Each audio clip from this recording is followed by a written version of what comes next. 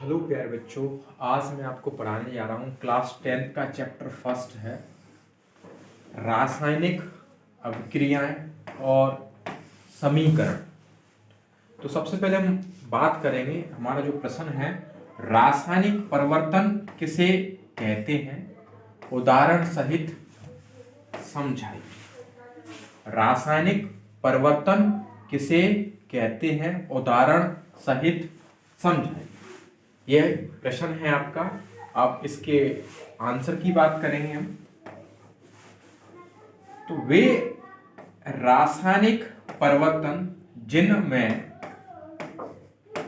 जिनमें नए उत्पाद बनते हैं उन्हें रासायनिक परिवर्तन कहते हैं। जैसे दूध से दही का बनना, लोहे को जंग लगना, भोजन का पचना इत्यादि, ये इसके उदाहरण हैं। मतलब वे रासायनिक परिवर्तन जिनमें नए उत्पाद बनते हैं उन्हें रासायनिक परिवर्तन कहते हैं। जैसे दूध से दही का बनना, लोहे को जंग लगना, भोजन का पचना। तो ये आपके प्रश्न का उत्तर हो गया। दूसरे प्रश्न की तरफ चलते हैं। भौतिक परिवर्तन किसे कहते हैं, उदाहरण सहित समझाइए। वे भौतिक परिवर्तन जिनमें नए उत्पाद नहीं बनते हैं, जैसे बर्फ का पिघलना, लकड़ी की छड़ी को काटना और पेपर को फाड़ना इत्यादि, ये आपके भौतिक परिवर्तन हैं। ठीक है, तो ये आशा करता हूं ये दोनों क्वेश्चन समझ में आ गए होंगे। तो एक बार और देख लेते हैं, रासायनिक परिवर्तन किसे कहते हैं। वे रासायनिक परिवर्तन जिनमें नए उत्पाद बनते हैं उन्हें रासायनिक परिवर्तन कहते हैं। जैसे दूध से दही का बनना, लोहे को जंग लगना, भोजन का पचना इत्यादि।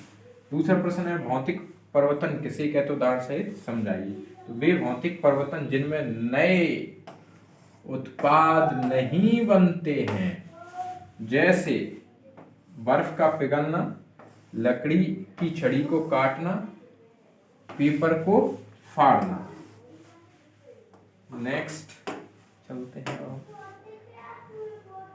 नेक्स्ट क्वेश्चन है हमारा,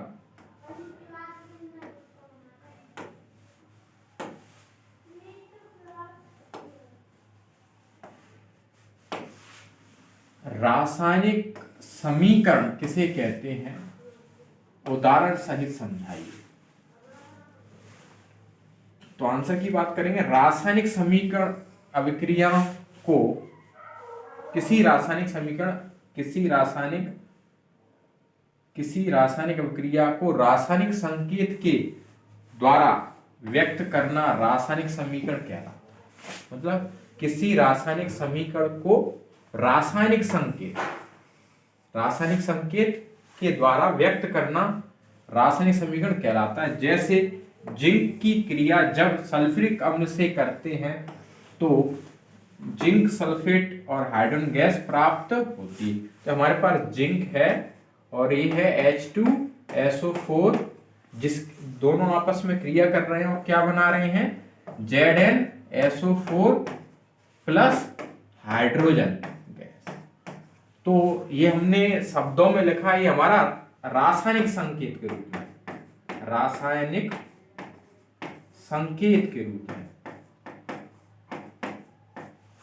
तो ये आपका जिंक हो गया, ये सल्फ्यूरिक अम्ल हो गया, और क्या बना आपका जिंक सल्फेट और हाइड्रोजन गैस बन गया।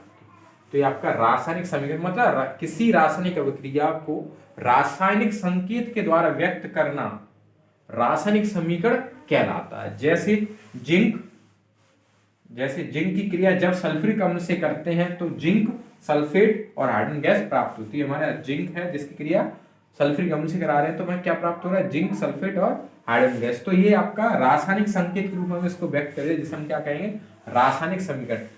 जो हमारे आपकी लेफ्ट हैंड साइड है, इसको हम कहते हैं अभिकारक। क्या कहते हैं, अभिकारक। और राइट हैंड साइड को हम कहते हैं उत्पाद। मतलब अविकारक आपस में क्रिया करके क्या बनाते हैं, उत्पाद बनाते हैं। क्या बनाते हैं, उत्पाद बनाते हैं। ठीक है बच्चों, नेक्स्ट प्रश्न की तरफ चल रहे हैं आपका। चलिए, आपका नेक्स्ट प्रश्न है,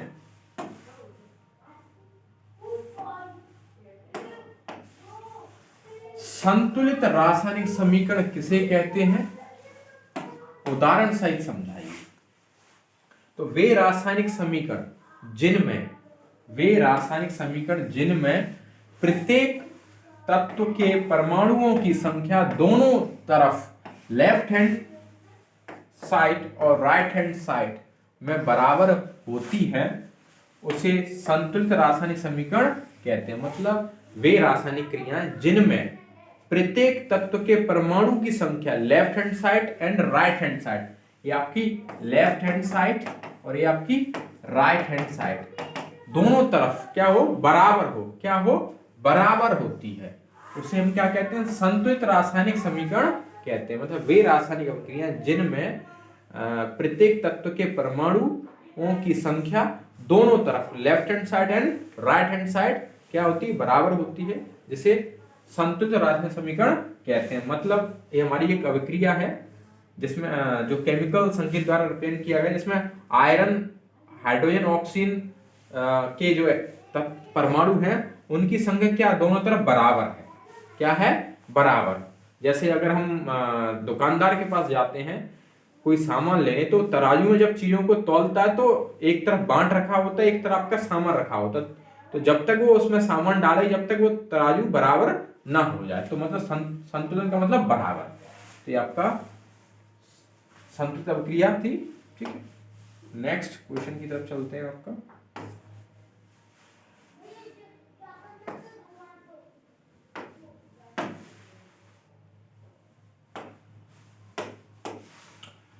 संयोजन अभिक्रिया किसे कहते हैं, उदाहरण सहित समझाइए। संयोजन का मतलब होता है मिलना।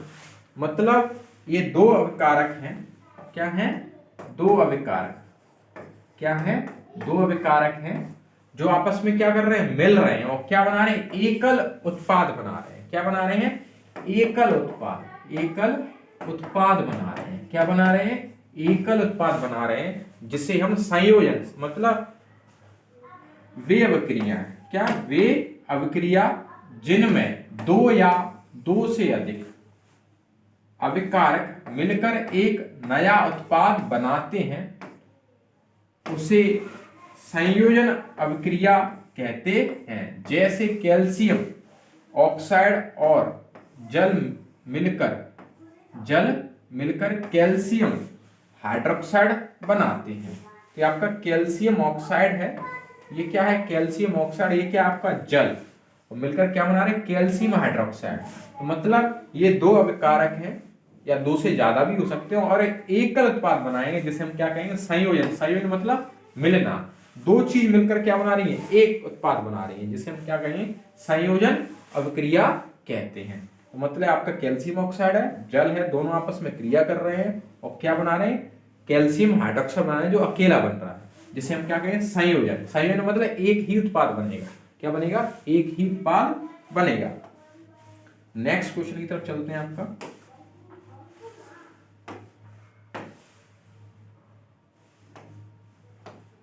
नेक्स्ट क्वेश्चन है आपका, वियोजन अभिक्रिया या अपघटन अभिक्रिया किसे कहते हैं, उदाहरण सहित समझाइए। तो आंसर की बात करेंगे तो मतलब वियोजन का मतलब क्या होता है, टूटना होता है। वियोजन मतलब टूटना या अपघटन मतलब टूटना। मतलब वे अभिक्रियाएं जिनमें एक अभिकारक टूटकर अनेक दो या दो से अधिक उत्पाद में बदल जाता है, जिसे अपघटन या वियोजन अभिक्रिया कहते हैं। मतलब वे अभिक्रियाएं जिनमें एक अभिकारक दो या दो से अधिक उत्पाद में बदल जाता है, गर्म करने पर उन्हें वियोजन अभिक्रिया कहते हैं। जैसे कैल्शियम कार्बोनेट को गर्म करने पर कैल्शियम ऑक्साइड और कार्बन डाइऑक्साइड में बदल जाता है। जैसे हमारा ये एकल अभिकारक है, एक ही अभिकारक है। क्या है? एक ही अभिकारक है जिसको हम क्या कर रहे हैं? गर्म कर रहे हैं। क्या कर रहे हैं? गर्म कर रहे हैं। जो दो या दो से अधिक उत्पादों में बदल रहा है, कैल्शियम ऑक्साइड और कार्बन डाइऑक्साइड। ठीक है, तो ये आपका वियोजन अभिक्रिया होगी। क्या होगी? वियोजन अभिक्रिया हो गई। ठीक है बच्चों, नेक्स्ट चलते हैं आपका